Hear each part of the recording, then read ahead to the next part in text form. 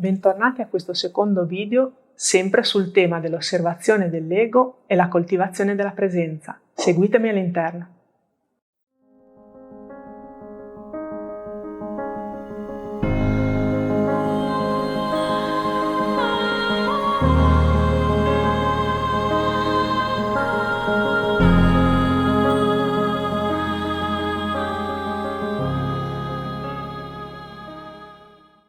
In questo libro dal quale stiamo prendendo spunto, il libro di Gonzales, Osho ci descrive delle tecniche che includono la respirazione, la visualizzazione e la contemplazione. Tecniche che originano dal Vijrabhairav Tantra, datato 5000 anni e di autore sconosciuto.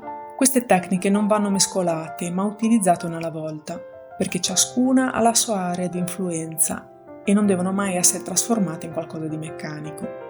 Il Tantra viene erroneamente nella nostra società associato al sesso.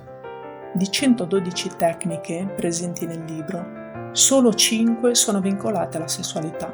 Il vero obiettivo del Tantra, che significa tecnica o metodo, è incorporare il sutra prescelto nella vita quotidiana, sfruttando le situazioni ordinarie come porta d'ingresso alla meditazione. Dobbiamo considerare che la mente è il ponte tra il corpo e lo spirito, tra due elementi che di per sé contraddittori richiamano al visibile e all'invisibile. La mente è sempre in movimento e oscilla tra passato e futuro. Ci serve per sopravvivere, per cui in parte è necessaria, se riusciamo a trasformarla in uno strumento a nostro servizio. La mente è sempre condizionata dal passato, mentre la vita è sempre coinvolta in situazioni nuove. Questo di per sé crea una complessa dissociazione. Siamo assorbiti totalmente dal film della vita che avviene nella nostra mente, dimenticandoci chi siamo. Ci siamo talmente identificati nel sogno che, come dice Gurdjieff, viviamo costantemente in uno stato ipnotico.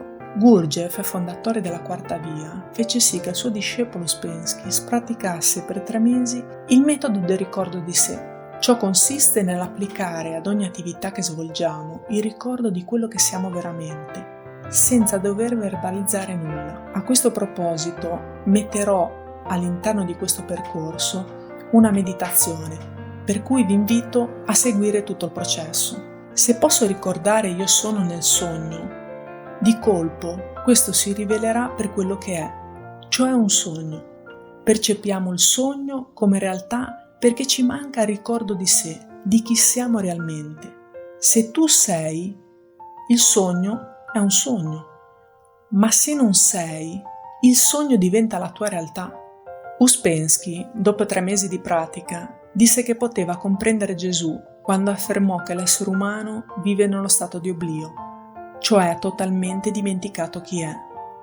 Il fine della tecnica della meditazione è di trovare la porta, saper usare la chiave per aprirla e posizionarsi in cima alla mente, convertendosi in esseri differenti. A quel punto questo piano finalmente smette di essere una prigione. Secondo il Tantra, l'universo non è mai in opposizione con l'individuo, non esiste lotta con la natura. Il Tantra ci accetta così come siamo. Nello yoga, che corrisponde al cammino del guerriero, vi è una lotta con se stessi per spingersi oltre. Bisogna quindi morire perché l'essere reale che siamo finalmente nasca. La realtà è sempre in mutamento e non può essere afferrata e cristallizzata attraverso i nostri sensi. Questo fa sì che anche quello che conosciamo è illusorio. L'osservatore è la rocca reale sulla quale ergersi. Anche tu, ascoltatore, puoi essere un sogno per me, ma io non posso essere un sogno per me stesso, perché se anche il sogno è reale, il sognatore deve essere reale. Se credi che il mondo sia irreale, hai finalmente bisogno di fare un movimento interno per andare a incontrare la verità, cioè andare verso ciò che è reale. E l'unica cosa certa è io sono. La morte è presente costantemente nella nostra vita.